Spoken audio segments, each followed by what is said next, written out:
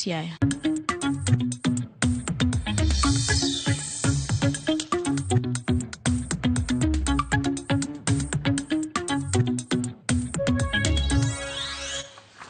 Jogo manie sekta ma limbe onyiso luoro kaluwore gi ng'anyo mosebedo kadhi nyime pachoka. Gin magikoni garo chien joket mwandu kachiel kod welo manyalo timo limbe pachoka nikech rochruok mar arita. Kotenle kod riwruog weg hotende to kod magawa kadhodh nam chumbi gikoni maine magiketo malombo welo mawuok e pinje mopogore kidek lal nono ka ng'anyo ma kamago biro dhi nyime. Omiyo gidwa ni piny owacho winj ywak mar rowerego.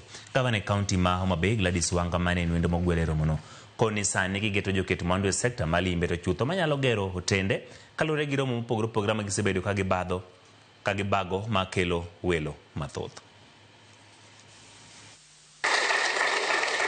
When you look at Nairobi, how much damages are being done every day, then you wonder where we are going to. And we are selling our holidays.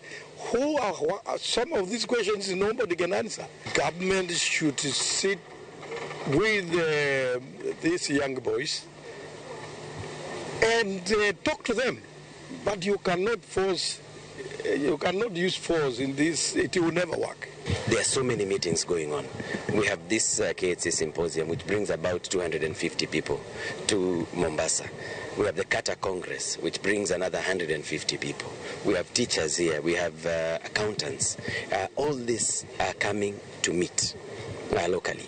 What we need to do is now encourage international meetings. Nyore kwa bedo gi madaraka kawuono wadhi bedo gi devolution conference to kuma ji dage onge mane momiyo wamanyo gini be ginyalo biro mondo gigedi nikech wan gi Ruma National Park, wan gi Simbi Nyaima, wan gi Bala Hot Springs, wan gi nam atamalo 80 mar nam, wan gi chula madhi mana 16 ma welo nyalo limo.